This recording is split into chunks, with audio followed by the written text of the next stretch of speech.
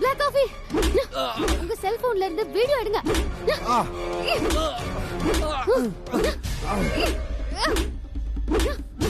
நிறுத்துங்க.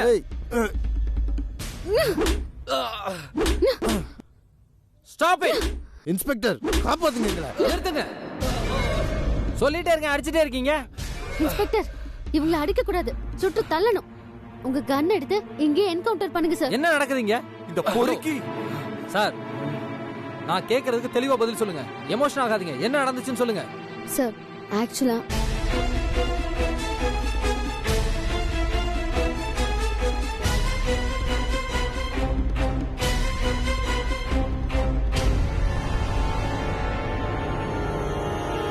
இவங்கள சும்மா விடக்கூடாது சார்.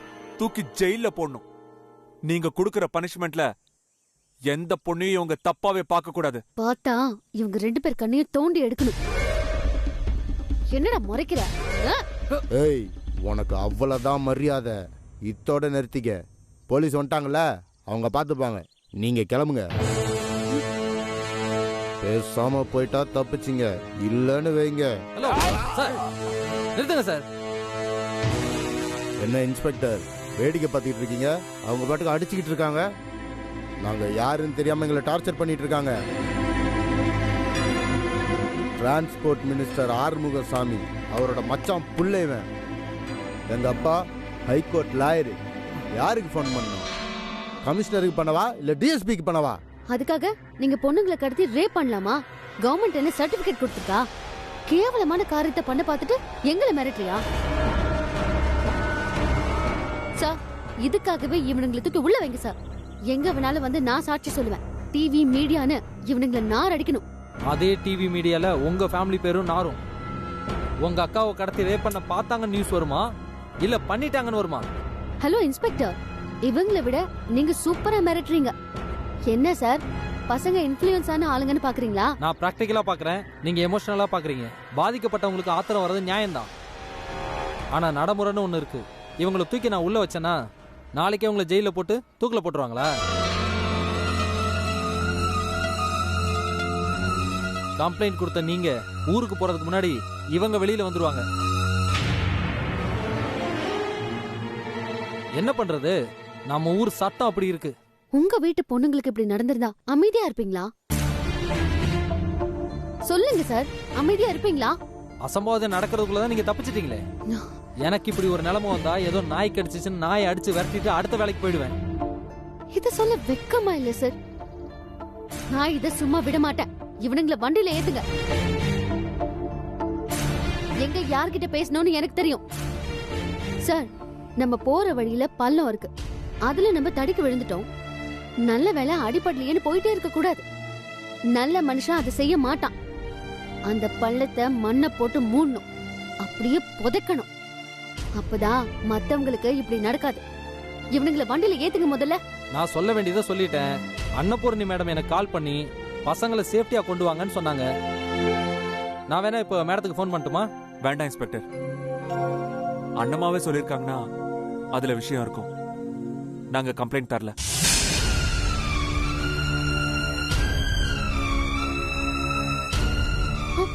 என்ன பேசுறீங்க நீங்க? இது நம்ம சும்மா விடக்கூடாது. பத்மா அண்ணியை இவனுக்கு கிட்னாப் பண்ணிருக்கானுங்க.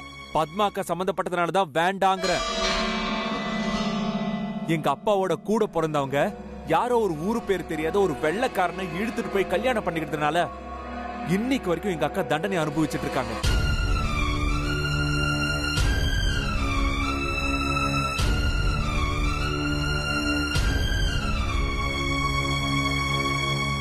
போதா குறைக்கு இதெல்லாம் பேப்பர்ல வந்தா என் அக்கா செத்துருவா.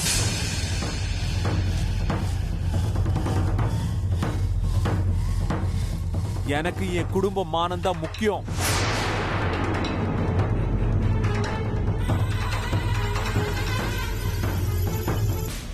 சார் வாங்க போலாம். இன்ஸ்பெக்டர், அதான் கம்ப்ளைண்ட் தரலன்னு சொல்லிட்டாங்கல்ல. அந்த பொண்ணு எங்களை அடிச்சிருக்கா, அதை இவன் வீடியோ எடுத்திருக்கான். அதை கொடுத்துட்டு போக சொல்லுங்க. ஆமா, இந்தாங்க சார் அப்படின்னு கொடுத்துட்டெல்லாம் போக மாட்டேன். அதே சமயம் இது வெளியிலயும் லீக் பண்ண மாட்டேன். பெரிய செல்வாக்கான வீட்டு பசங்க அடி வாங்கிருக்கானுங்க, திருந்த மாட்டானுங்க. பழி வாங்க பிளான் போடுவானுங்க, தூங்கவும் மாட்டானுங்க. ஆனா நாங்க பாதிக்கப்பட்டவங்க, ஒரு தப்பும் செய்யாதவங்க. இத மறந்துட்டு பயமே இல்லாம வாழணும்னா இந்த வீடியோ கிளிப் எங்களுக்கு வேணும். நீங்க என்ன சொல்றீங்க? இது நம்ம கிட்டே இருக்கட்டும். இங்க பாருங்க, அதை நீங்க எங்ககிட்ட குடுக்கல, பெரிய பிரச்சனையாயிடும். ஏய், அடங்க மாட்டீங்களா நீங்க? ஏற்கனவே உங்க மேல நிறைய கேஸ் இருக்கு. இதான் உங்களுக்கு லாஸ்ட் வார்னிங்.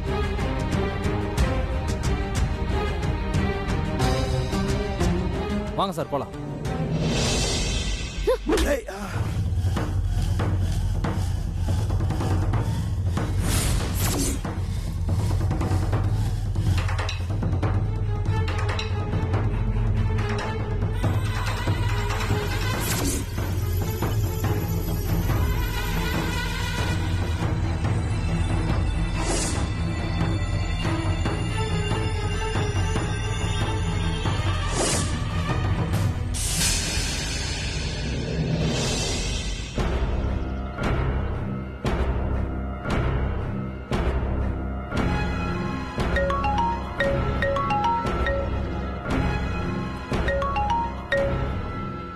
சார் எல்லாம் கிடைச்சிட்டாங்க சார்.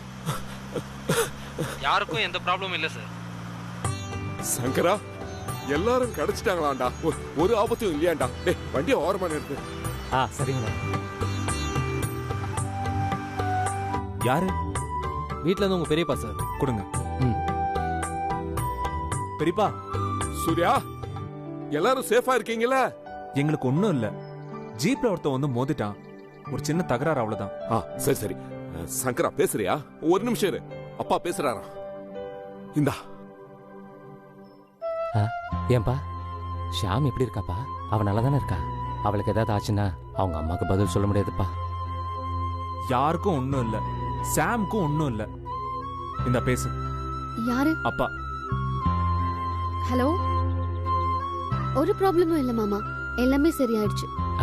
சரிம்மா, நீ நல்லா இருக்கல? போனை சூரிய கிட்ட கொடுமா. ஹலோ அப்பா, எங்க இருக்கீங்க? நாங்க வாணியம்பாடி தாண்டி வந்துகிட்டு இருக்கோம்ப்பா. நீங்க மேலெல்லாம் வராதீங்க, நாங்களே வந்துடுறோம். சரிப்பா, பார்த்து பத்திரமா வாங்க. இன்ஸ்பெக்டர் கிட்ட கொஞ்சம் ஃபோன் கொடுப்பா. என்னங்க?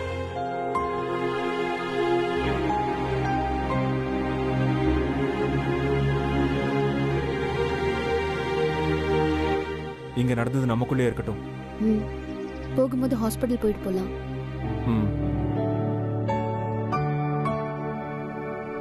வாங்க சார் போலாம். வா போலாம்.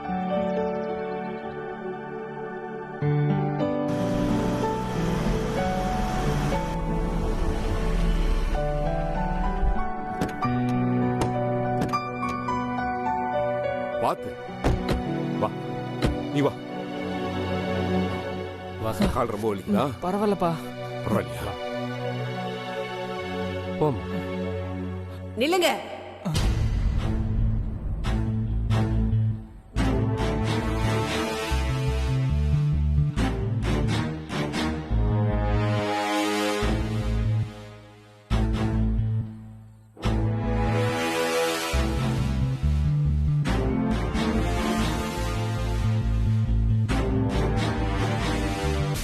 யாரும் ஒரு அடி உள்ள எடுத்து வைக்க கூடாது. அப்படியே நில்லுங்க.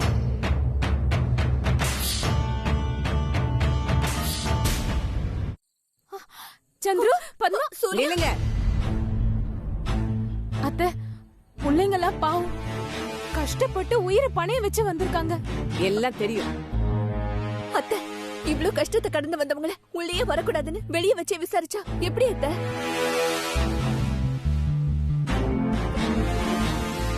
வா.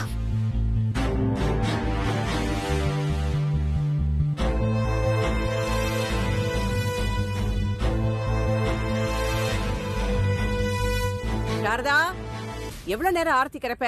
சீக்கிரம் கொண்டு வா. பசங்களுக்கு திருஷ்டி கழிக்க வேண்டாமா? வந்துட்டேம்மா.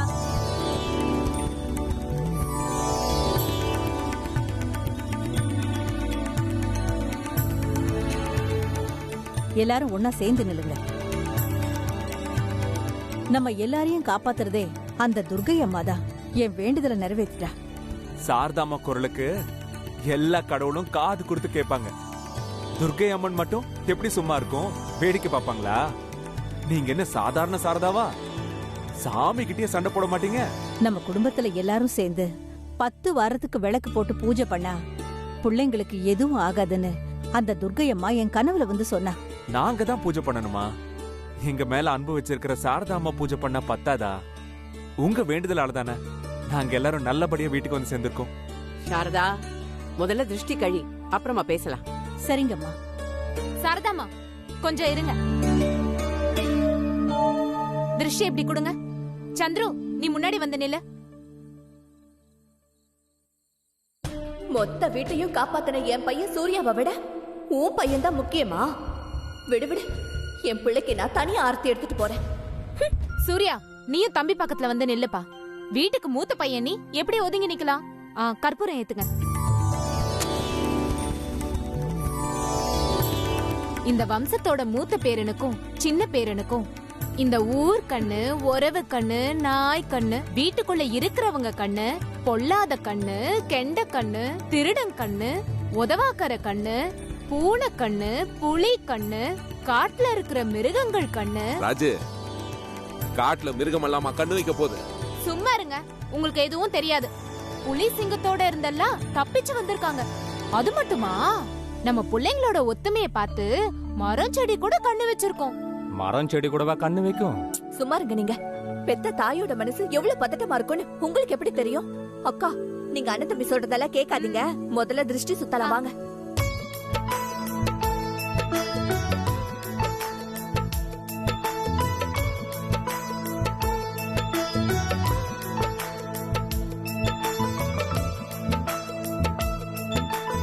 எல்லா கண்ணும் இந்த கற்பூரம் கரையிற மாதிரி கரைஞ்சு போகணும்.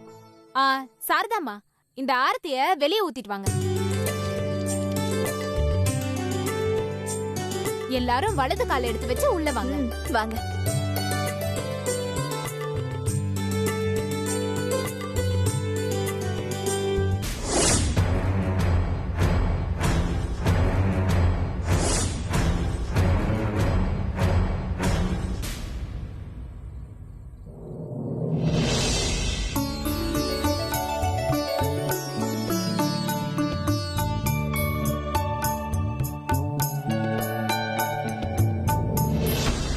எதெல்லாம் நடக்கக்கூடாதுன்னு கஷ்டப்பட்டு பிளான் பண்ணணும், அதெல்லாம் நடக்குது.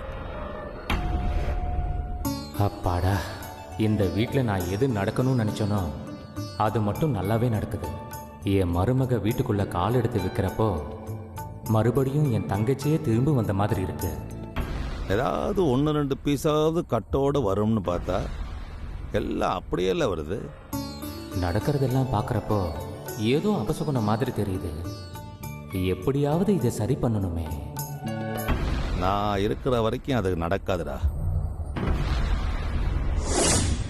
நடக்கவும் விட மாட்டேன். நம்ம பசங்க மேல ஆளுங்களை ஏவி விட்டது யாரா இருக்கும்? நல்ல வேலை, நடந்த எல்லா அபசகுனமும் குடும்பத்தை மறுபடியும் ஒன்று சேர்க்க போகுது.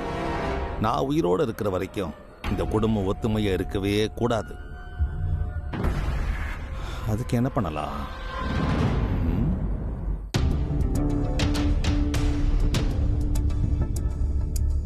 அடக்கடவுளே, என்னடா நாராயணா, எவ்வளவுதான் உன் மூளையை கசக்கி புழிஞ்சு யோசிச்சாலும் கடைசியில ஒண்ணுமே ஒர்க் அவுட் ஆக மாட்டேங்குதே. ஊருக்கு போன பிள்ளைங்களுக்கு என்னாச்சோ ஏதாச்சோ, அவங்க திரும்பி வருவாங்களா மாட்டாங்களான்னு இந்த குடும்பப்பட்ட அவஸ்தையை பாக்குறப்போ கண்கொள்ளா காட்சியா இருந்துச்சு. மனசளவுல நான் ஒரு பெரிய குத்தாட்டமே போட்டுட்டேன். ஆனா என்ன பிரயோஜனம்? ஒரு நாள் கூட அது நீடிக்கலையே. ஒரு வாரமாவது இந்த குடும்பம் கண்ணீரும் கம்பளையுமா நிம்மதி இல்லாம தவிக்கணும்னு ஆசைப்பட்டேன். ஒன்னும் நடக்கல. எதிரி செத்தா ஒரு நாளைக்கு தான் சந்தோஷம். அதே எதிரி தினம் தினம் செத்து செத்து பொழைச்சா அது பரம சந்தோஷம். அது எப்ப நடக்க போதோ தெரியல. ஆமா, இந்த அமெரிக்கா பொண்ணு நம்ம கிரிமினல் மூலையே குழப்புன்னு குழப்பி இவ உல்லாசமா சுத்திட்டு இருக்காளே, அவ யாரு என்ன ஏதுன்னு ஒண்ணு கண்டுபிடிக்க முடியல. பேசாம அவ கூட ஃப்ரெண்ட்ஷிப் வச்சுக்கலாமா? நம்ம ரூட்ல நம்ம தனியாவே ஃபீல் பண்ணிப்போம். எதுக்கும் அவளுக்கு ஒரு டெஸ்ட் வச்சு பார்க்கலாமே.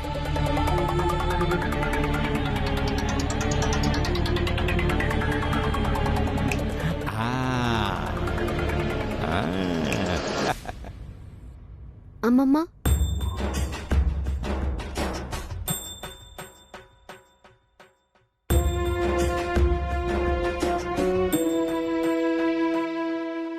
பசிக்குதா அம்மம்மா?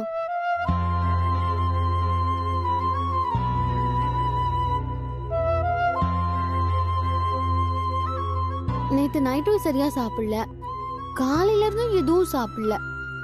காட்டுல நடந்த அட்வென்ச்சர்ல எல்லாம் மறந்து போச்சு. வயித்துல பசி மட்டும்தான் இருக்கு. இல்லையா லில்லி? ஆமா அண்ணி, நிஜம்தான். அண்ணம்மா, எனக்கு கூட பசிக்குது. எனக்கும் பசிக்குதா அண்ணம்மா? எனக்கும் பசிக்குதா அண்ணம்மா? இந்த வீட்ல இருக்கிற எல்லாரும் அம்மம்மா கையில சாப்பிட்டுருக்காங்க. பட் எனக்கு அப்படி எந்த பிளெஸிங்கும் கடவுள் கொடுக்கல.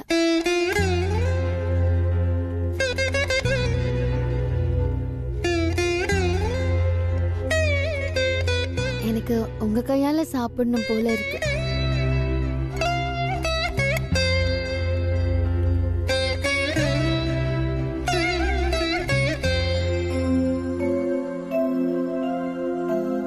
சாரதா, அம்மா,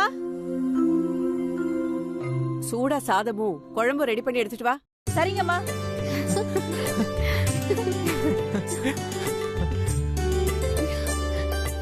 அம்மம்மா, தேங்க்யூ அம்மம்மா.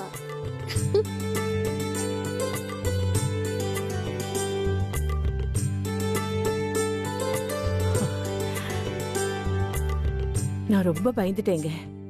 நல்ல வேளை உங்க ஆசீர்வாதம் கூடவே இருந்து நம்ம பிள்ளைங்களை வீட்டுக்கு கூட்டிட்டு வந்து சேர்த்துருச்சு.